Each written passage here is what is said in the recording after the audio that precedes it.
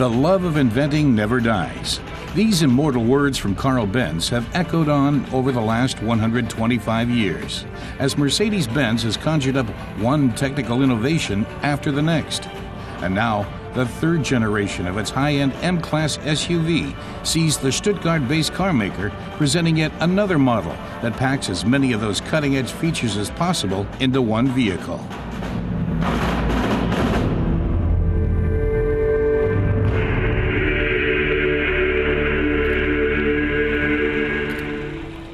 Ein On-Road, ein Off-Road-Paket. Daimler executive Thomas Weber describes his car as an on-road and off-road package, a cross between a car that can convince customers on the toughest terrain and a car that offers on-road qualities that you'd perhaps only expect from an S-Class. That's what will make the vehicle unique in its segment. But before a new model is unveiled to the public, it has to undergo countless tests. This special test facility was used to check the strength of the axles in the new M-Class. Meanwhile, the body has to show that it can withstand intense strain without warping.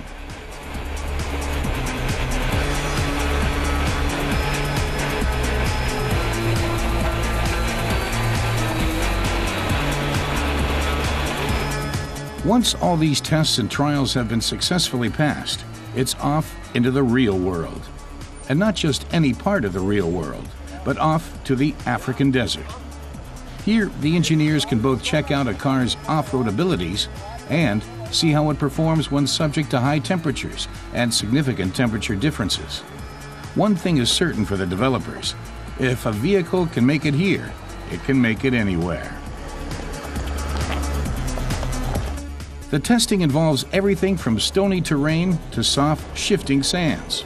For an SUV of the M-Class's caliber, it shouldn't be a problem.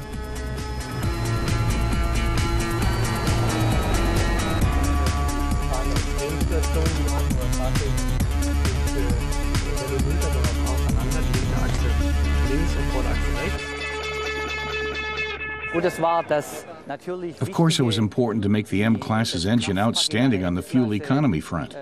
This car consumes 6 liters per 100 kilometers, a further 25% improvement over its already impressive predecessor. These stats are even impressive for the small car segment. These fuel figures show that we have accomplished something special because we really wanted to make these all-terrain SUV cars resistant to the gas guzzler accusation. SUVs, diese voll geländetauglichen Autos aus dieser Ecke, sie wären Spritfresser herauszuholen. The more powerful ML350 BlueTech unit manages on 7 liters of fuel for 100 kilometers, according to the new European testing cycle. In case you're wondering, this strict procedure does not include high-consumption off-road driving, of course. But as appearances go, you might not guess this is a fuel-efficient car. The front has the Marquis's new look, explains Mercedes design chief Gordon Wagener, with its imposing presence and vertical grille. The headlights are crucial, complete with the new feature. They call it the torch. It's like a lit-up eyebrow with daytime running lights. The vehicle has grown wider and longer, giving its overall look a more masculine and imposing edge. Then there's the emphasized C-pillar, which again lends the car this unmistakable M-Class identity.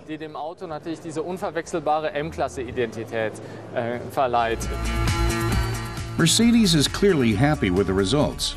While functionality used to dominate the interior, today there's an increasing effort to attract new target groups with added luxury. We wanted to create a luxurious atmosphere with absolute perfection, says Gordon Wagener. There's some great trim here. This is the Edition 1, as we call it, with quilted leather, a lot of individual workmanship, fantastic genuine wood elements, embroidered leather, a chrome frame, and in general with a high standard of materials throughout the interior.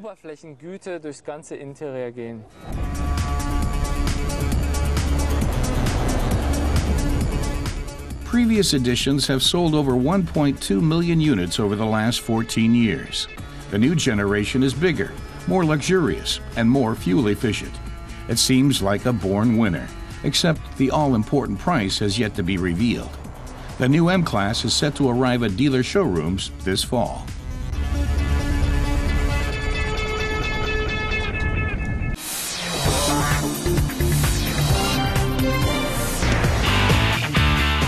These are two lightweight contenders with the punch of a heavyweight. The regular versions of the Audi A3 and BMW 1 Series have been on the market for quite a while.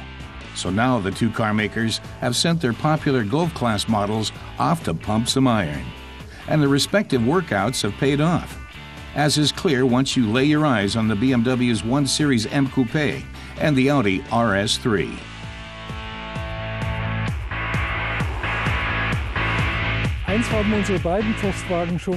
The two models certainly have one thing in common, explains car tester Klaus Brita, a sumptuous output of 340 horsepower. In the Audi's case, it's delivered by the reborn legendary 5-cylinder engine, whose modern direct injection and turbocharger give it a peak torque of 450 Newton-meters. That's matched by the BMW, albeit thanks to a 6-cylinder unit with twin turbochargers.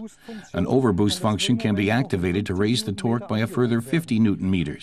Both make the dash from 0 to 100 kilometers an hour in under 5 seconds. And both candidates sure look like they pack a punch. The two differ in body style, with a BMW based on the two-door 1 Series Coupe, an Audi on the A3 Sportback with 4 doors. But they are aimed at the same target group, one for whom understatement is not welcome. The design is defined by huge rocker panels and fenders, as well as large bumpers. The BMW in particular is now a really chunky affair. But how else are you going to accommodate the wide 265mm tires? The two pocket rockets do have very different powertrain setups, however. The BMW's 6 gears are shifted by hand, while the Audi features a 7-speed dual-clutch transmission called S-Tronic. The BMW has rear-wheel drive, whereas the RS3 comes standard-equipped with Quattro technology for outstanding traction. The BMW suspension is very tight, says our expert. It means the car sticks to the road. This does mean lower ride comfort over longer journeys, however. The engine is fierce, and when you press the M button, the throttle response is even more spontaneous. The transmission is perfect, with short shift travel, and the gears engage really crisply. It's the perfect manual box, really. The S-Tronic makes the Audi RS3 a joy to drive. The dual-clutch transmission has a perfect setup, and in sports mode rips through the gears without blinking. The engine has a nice sound and power galore. The suspension is a little comfier than in the BMW, but sporty nonetheless.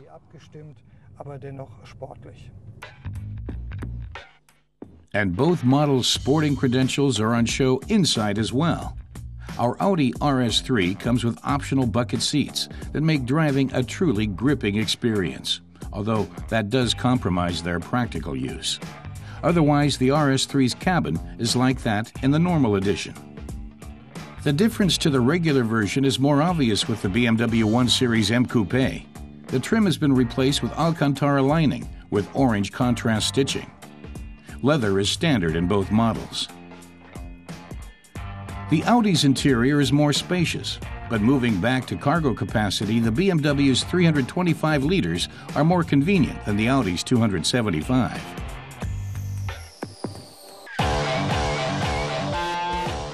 Both cars do rip-roaringly well at the Road Safety Center in Augsburg. The 1 Series M Coupe proves to be a veritable performance monster.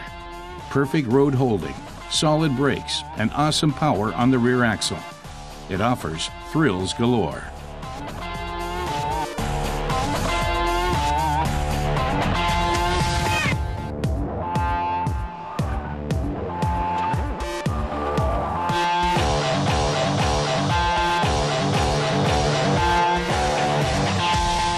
The Audi has standard 4-wheel drive and is mightily difficult to upset. Its cornering is excellent, as are the brakes and traction. The higher weight on the front axle compared to the BMW does, however, mean higher tire wear.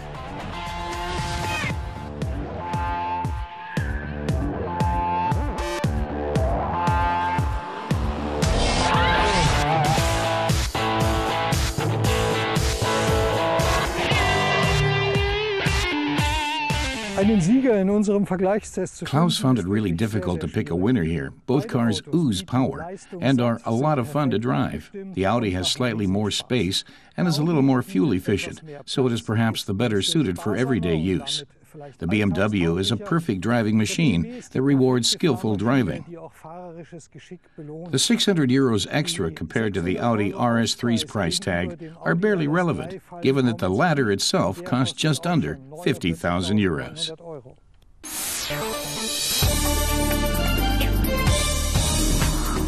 Seat is broadening the horizons of its Alhambra range by making the 2.0 TDI available with permanent four-wheel drive as well. The model will be of particular interest to those planning to buy an Alhambra as a towing vehicle. Its winter properties have also been enhanced significantly. Despite an output of 103 kilowatts, it burns only 6 liters of diesel per 100 kilometers. Prices in Germany start at around 32,000 euros. After launching the new Focus as a sedan, Ford is following up with the Wagon Edition. The rear bench can be folded down to triple the rear cargo capacity to some 1,500 liters. The 85 kilowatt diesel engine consumes just 4.2 liters of fuel per 100 kilometers. 2012 will see the first ST Sport version of the Focus wagon.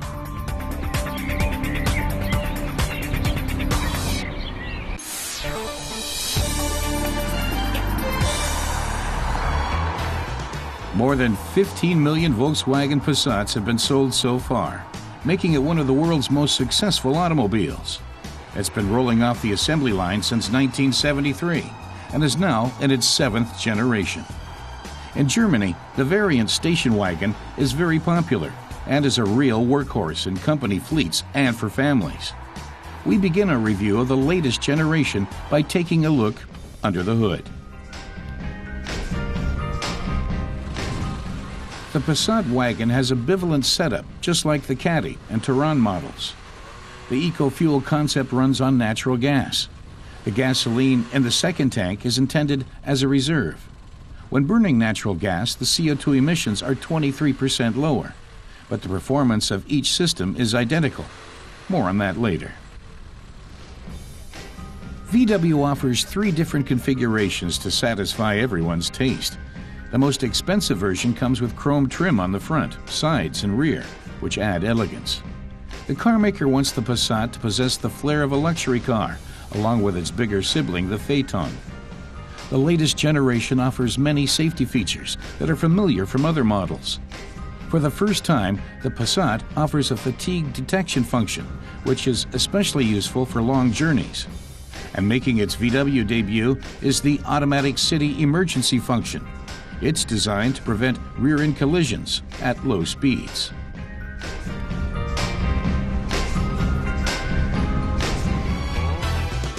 The interior not only looks good, it feels good as well.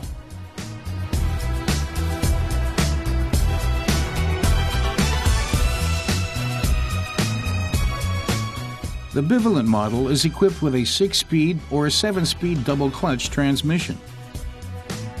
Another new element is the start button on the mid-console.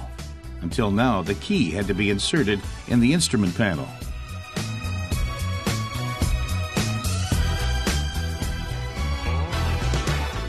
The EcoFuel comes with an additional tank needle. It's integrated in the tachometer and indicates the level of fuel in the natural gas tank. It measures pressure, and when it falls below 10 bars, the electronic system automatically switches to gasoline power. The change is barely noticeable. The driver's seat memory function is convenient and allows up to 3 complete settings.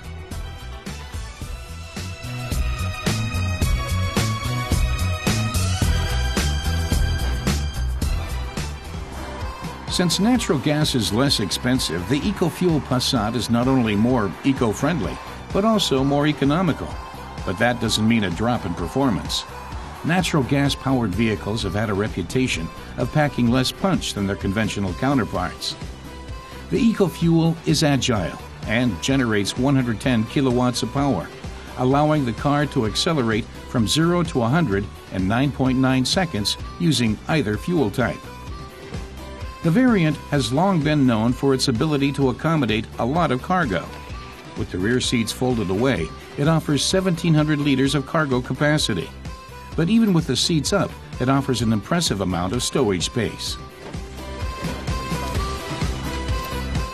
Over 600 liters of cargo volume are available, almost 40 liters more than the sedan. When it comes to technology and craftsmanship, the Passat outperforms its rivals. But the high quality doesn't come cheap. In Germany, the least expensive eco-fuel wagon, without added bells and whistles, costs just under 31,000 euros.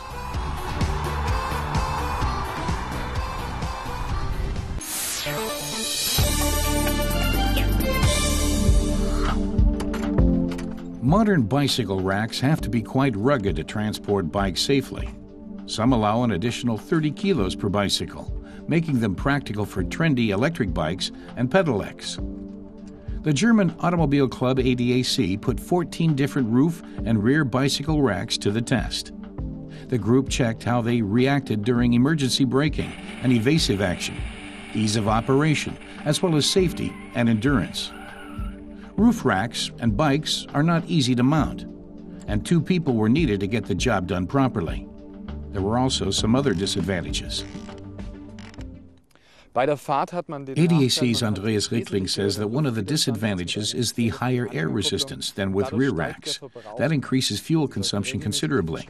He says that the screw connections should be checked regularly to make sure the bikes and the rack are well secured. Roof carrier bars should be mounted onto the vehicle, and drivers should not exceed 120 kilometers per hour. And the vehicle height should be noted so that the bike isn't damaged while entering a garage. Among the roof racks, the Thule ProRide 591 model placed first. It scored points for its ease of use and high level of safety. In the crash test, even an overloaded rack secured the bikes firmly.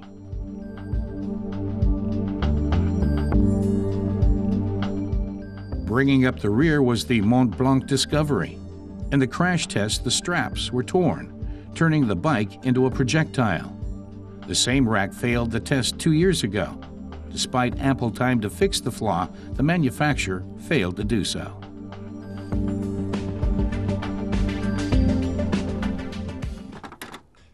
Our expert says that if you want to buy a rear bicycle rack, you should first check the specifications and make sure that the support load is sufficient. He says you should read the instruction manual to make sure that it is clear and allows you to install the rack without any difficulty. The Mont Blanc Explorer 2 posted the worst test result among the rear racks. During the evasive action test at the low speed of 70 kilometers per hour, a bicycle fell off the rack into oncoming traffic. That should be out of the question.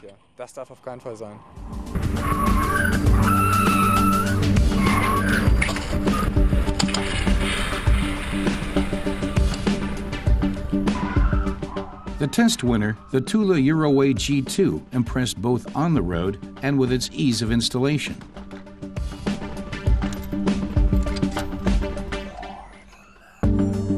For pedelecs and heavy bicycles, the Atera Strada Sport 2 is recommended. It was the only rear rack for e-bikes to achieve an overall rating of good. A key decision, says Andreas Rickling, is whether to choose a roof or rear-mounted rack. Roof racks aren't suitable for e-bikes, and a tow hitch is necessary for the rear racks. He says buyers should be aware of sharp edges, which can lead to injuries. The instruction manual should be easy to understand. The rack should be labeled well, and attention should be paid to accessories. For example, a loading ramp is very useful for heavy bikes. Many of the systems have a lot of room for improvement when it comes to installation and ease of use. The German Automobile Club wants manufacturers to improve their product labeling, such as the type, maximum load, and speed. This information is often only found in the main body of the instruction manual.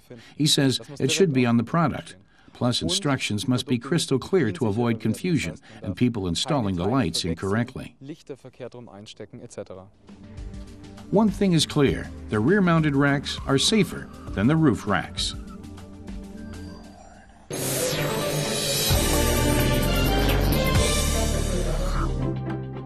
Welcome to a journey into the past.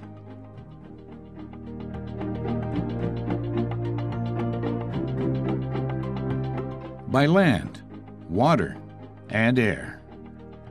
That was the slogan of the 4th Klassikveld Bodensee, a vintage car show by Lake Constance. Around 700 participants from 14 countries presented their gems. Gertz Knoop of the German Association of Classic Car Clubs says that the number of classic and vintage models continues to rise. There are currently 360,000 in Germany. The Federal Motor Transport Authority doesn't count how many individual owners there are. People in the scene often buy several vehicles once they've caught the classic car bug. Stamp collectors don't stop at one stamp either.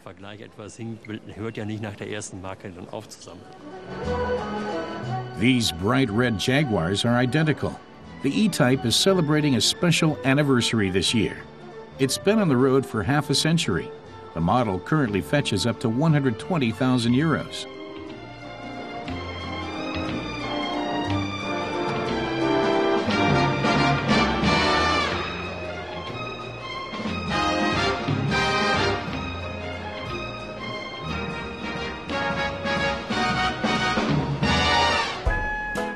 A few classes lower is the Trabant.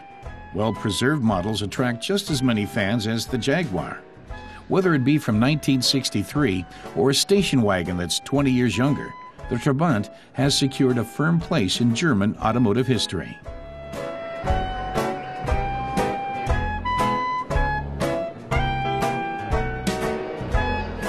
This Fiat 514T was among the oldest vehicles on display at the show. It was built in 1930 and packs just 27 horsepower.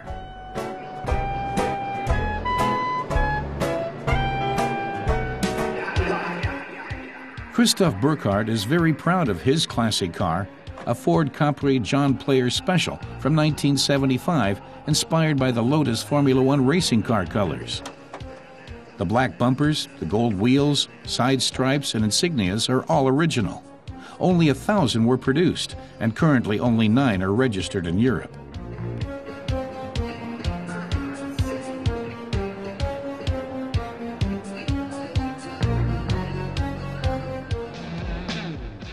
The show also made room for vintage two-wheelers.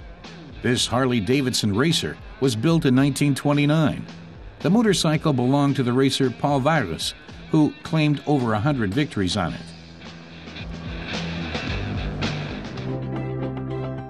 The Klassikveld is just the right place for anyone looking to join the world of vintage car owners. Visitors and dealers can sell their treasures at the show. The show is also the right place for buying a historic boat. The Riva company began production back in 1842. Now the timeless, elegant yachts still inspire visitors. You don't have to own a yacht to travel in style by sea. Amphibious cars will also do the trick.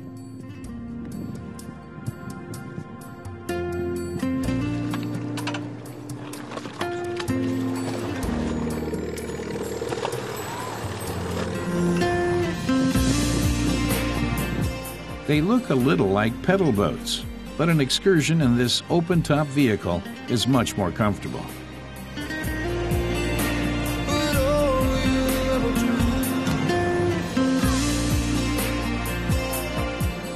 These models also entice visitors to take a journey. Despite their old age, they're still airworthy.